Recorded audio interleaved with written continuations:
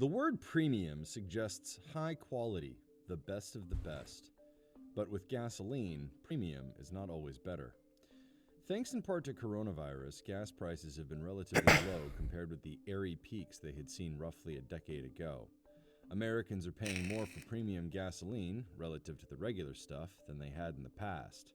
And some studies show. Ja, was bringt das? Ich wollte mal von meinem Bruder gucken. Der fährt richtig viel. Muss jedes zweite Wochenende irgendwie seine 600, 700, 800 Kilometer machen oder so.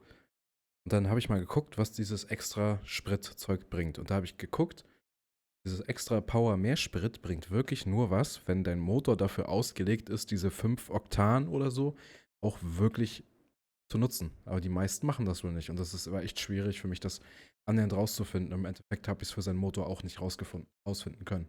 Americans collectively are wasting $2 billion a year buying premium gasoline they don't need.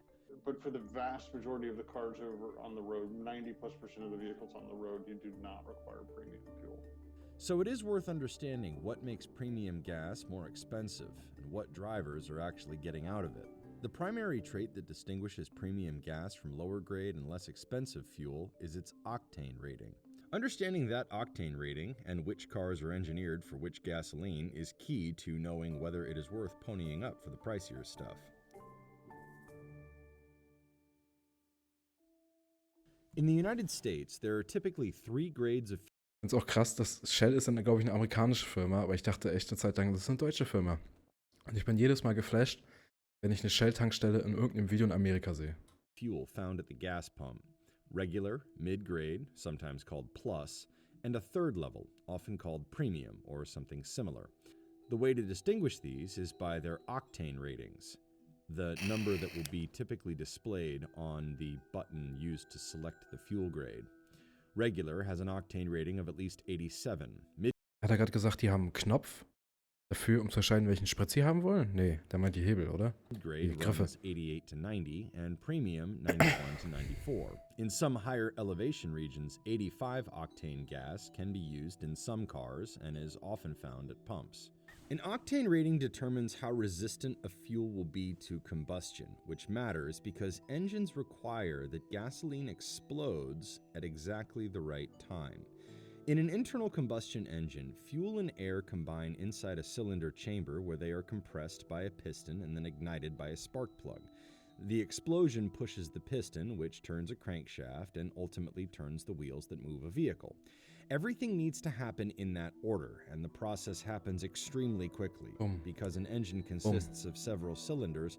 Dass wir mit Explosion fahren, finde ich auch so krass. Einfach die ganze Zeit. All connected to the same crankshaft, getting the timing right is crucial. If the octane rating is too low for a certain engine, the fuel and air mixture inside the cylinder can combust before the spark plug ignites it. This phenomenon, a form of abnormal combustion, throws off the engine's timing and can damage. Ach, das ist ja behindert. Dann machst du den Motor ja komplett kaputt. It, sometimes severely. This mistimed explosion can also create a knocking or pinging sound in the engine, which is why the phenomenon is often called engine knock. So why would a fuel ignite before it is supposed to? Well, different engines have different compression ratios, that is, the amount of pressure applied in the cylinder. An engine that can create more pressure can squeeze more energy out of every drop of fuel. Engines with high compression ratios, they are typically ones made for some kind of higher performance, whether it is large trucks that are used for towing big loads or race cars. The preferred method for preventing knock was once adding lead to gasoline. The element had anti-knock properties. But the Clean Air Act in the 1970s banned the use of lead in the United States. Notice. Das ist auch witzig. Extra steht da ohne Blei und jetzt. Früher haben sie extra Blei reingemacht. That all gasoline in the US is referred to as unleaded. So the industry had to find other chemicals to reduce knocking. Today, 2 primary sources are used: alkylate, a chemical byproduct of petroleum refining, and ethanol, basically alcohol derived from plants. Cars with very high performance engines require very high octane fuel, and some fueling stations, usually near racetracks, can have dedicated. Also mehr Oktan brauchen mehr Druck und dadurch mehr Leistung. Das heißt, äh, Rennfahrzeuge, Formel 1 oder Rallye oder so, haben wahrscheinlich dann anderen Sprit. Können dedizierte Pumpen mit Oktankraftstoff mit einer Nennleistung von 100 oder höher haben. Ach, Pumps with octane fuel that is rated at 100 or above. But most engines on the road simply don't need that because they don't create enough pressure to require it. ja, wozu auch? Die meisten Autos, also hier zumindest in Europa, glaube ich, sind auf Effizienz ausgelegt und nicht Kraft. Und wenn du ein Auto brauchst, was Kraft hat, dann holst du einen Lieferwagen. LKW. And for many cars, there is little, if any, benefit to putting high-grade fuel in an ordinary engine. The higher price of premium gas and the marketing around it appears to be part of its appeal for some drivers. The very fact that it is called premium or some synonymous name like supreme suggests fuel of a higher quality.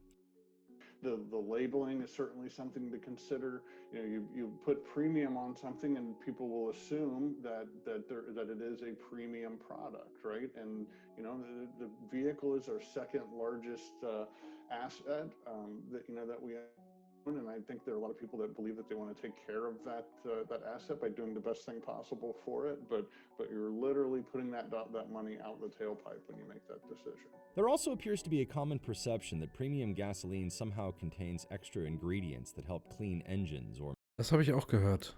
Denn das reinigt den Motor, das ist gut und so.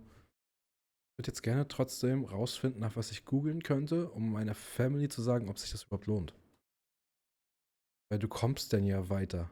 Mit der gleichen Menge Sprit. Du bezahlst auch mehr. Aber wie viel weiter kommst du, wenn du mehr Kraft rauskommt? Oder ist das verschwenderischer, weil du dich erst dran gewöhnen musst, dass du so und so viel Power auf die Straße bringst mit dem Spritunterschied? or make them run more smoothly. There are certain additives required by the Environmental Protection Agency included in all gasoline, and some retailers have added extra additive on top of that. A group of automakers banded together and developed a top-tier gasoline standard with extra detergents that remove more buildup than the lowest permissible standard. Tests performed by the American Automobile Association, more commonly known as AAA, found that the top-tier standard can keep engines up to 19 times cleaner. Top-tier gasoline is offered only by some retailers, but in order to qualify as a top-tier provider, a retailer has to provide these extra additives in all fuel grades. Additives or not, AAA and other industry groups say owners should use the grade of fuel the manufacturer says they should use. Some manuals say regular gas is fine, others might allow regular but recommend premium, and a relatively small portion of cars require premium. If a vehicle manual says regular gasoline is fine, then adding premium is not going to make much of a difference. I think the biggest myth is that premium is somehow much better, or you can get some sort of performance increase from premium, but this really goes back to what your car manufacturer intended your car to be used for. That is, unless you drive a vehicle that requires higher octane fuel and can be damaged if you try to substitute something lower. This is where things become a bit nuanced. Over the last decade or so, automakers have increasingly relied on a long-available technology called forced induction to make engines run more powerfully or efficiently. Two very common forms of forced induction systems are turbochargers and superchargers. Essentially, these systems compress and force air into the engine. Since an engine works by igniting a mixture of air and fuel, forcing more air into a cylinder along with an increase in fuel allows each engine cylinder to get more power than it otherwise would if it were naturally aspirated. That is, Das macht das ein engine simply Turbocharger. sucked in air from the atmosphere. Mehr Luft. Turbochargers have become a popular choice for automakers looking to squeeze more power out of a smaller engine, often improving miles per gallon and meeting increasingly stringent fuel economy regulations. In 2008, just 10% of cars came standard with turbocharged engines, according to Edmunds. By 2018, that number had climbed to 45%. The rub is that Das sind doch- forced induction creates greater pressure in the Das sind doch immer die Rillen vorne, oder?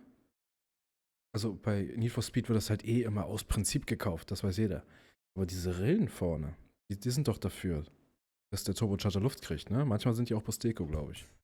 the engine, and thus cooler may aussieht. either require or benefit from higher octane, i.e. more expensive, fuel. That said, even driving a turbocharged vehicle does not guarantee you need high-octane fuel, and a naturally aspirated high-performance vehicle may require it. Automakers now place systems in vehicles which can sense knocking or pinging vibrations and adjust spark plug timing to work better with the fuel in the tank. Geil. There are certain situations where premium gas might confer an advantage, such as when towing or carrying a heavy load. However, even in that case, AAA tests have shown the performance difference is very, very small, somewhere around 3 to 5% in terms of economy or horsepower. Higher octane fuel has always been more expensive than regular, but in recent years, the price gap between regular and premium fuel has widened dramatically, and it is worse in different parts of the country. And in different areas of the country, the premium between regular and premium, what we call, or what I call the grade gap between regular grade and premium grade is much higher, especially in areas of the Great Lakes. On average, across the United States, premium is about 50 to 60 cents higher per gallon. But the gap between premium and regular is especially wide in areas like the Great Lakes region, where Dahan lives. Just down here at my corner store, it's $1.20 more per gallon for premium than regular. And you go to areas of California, it used to be 15 cents in some areas of California, 15 cents more for premium than regular. It's gone up now, some cases 20 to 30 cents. But you'll find that in areas of the Great Lakes and an expanding part of the country, it's not just that 20 or 30 cents a gallon more now for premium. You may find 50 to 60 cents common for a national average. That premium is more, and it didn't always be, it wasn't always like that. The reason for this gap is the availability of the Sieht aber auch lecker aus. Das haben sie schön geschossen. Das ist wahrscheinlich aus einer Werbung. alkylate used to ramp up octane levels in the fuel. Regions like the West Coast, where there is higher demand for premium fuel, has induced refiners to build more alkylate capacity into their refining processes. But areas such as the Great Lakes, where there is not as much demand for high-octane fuel, have a lesser capacity to produce the stuff. However, the gap is widening everywhere. AAA's tracking has found that the price gap between premium and regular tends to widen when overall fuel prices drop, and narrow when fuel prices climb.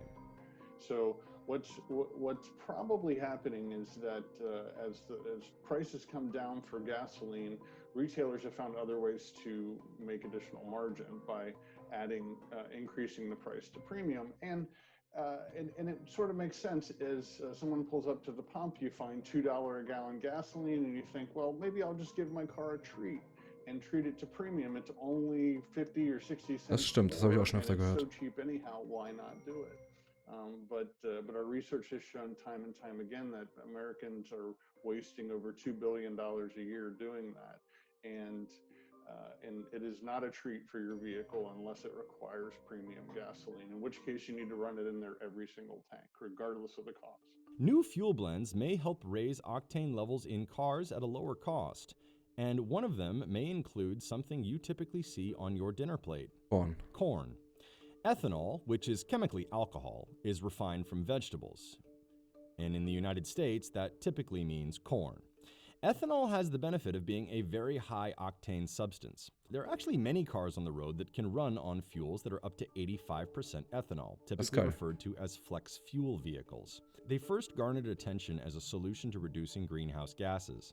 Flex fuel vehicles get comparable power and acceleration to gasoline-only vehicles, though they tend to get fewer miles per gallon. Das ist scheiße. Data suggests E85 emits lower concentrations of some greenhouse gases, but higher concentrations of other toxins.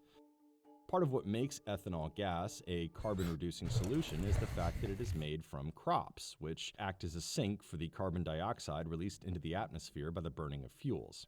A 2012 study from the Argonne National Laboratory, for example, found that when considering the full lifetime of a vehicle, FFVs could reduce overall greenhouse gas emissions by 34%. Customers may also see a pretty serious benefit at the pump in a much lower price for higher octane fuel. It's conceivable that, say, in 5 years, instead of filling up with premium, Das klappt mit den ganzen Ölfirmen. Ich weiß ja nicht, ob das so eine gute Idee ist. For $3, you could fill up with the equivalent, say 93 or 95 octane for $1 a gallon less than you're paying now, conceivably because corn is so cheap. Mixing more corn into the gasoline, so long as manufacturers build a car that can handle it, is going to be a much lower priced alternative. And it is possible that as car companies make internal combustion engines ever more efficient, in part to meet emissions regulations, they could design ordinary engines in ways race car engines are designed today. You know, I'm a racer. I race cars, have my whole life, and of course, in a race car, we run fuel that is 100 or 115 octane, and it's all because you are trying to squeak every little bit of performance that you can out of that engine. So it's no mystery that that compression ratios and other strategies like that increase the efficiency of an engine. Before we maybe make the switch to electric or fuel cell or something in the future, that they're going to push every boundary and pull every lever possible to get the maximum efficiency out of that. And that could mean that in the future, either via ethanol or some other means, we see some very, very high octane rating fuel at the pump available for consumers for vehicles that require it. One of the biggest stories in the automotive world over the last 2 decades has been the slow but determined shift toward electric cars. And for many drivers, trips to the gas station are already a thing of the past. But electric vehicles in 2020 still make up less than 2% of sales, and many in the industry say the bridge to a fully electric fleet could take a long, long time. So in the meantime, the millions of drivers that pack roads across the country will have to keep filling up. A staggering number of them could find one of the biggest ways to save money. Doing so is printed in plain English, right in their own vehicle's manual.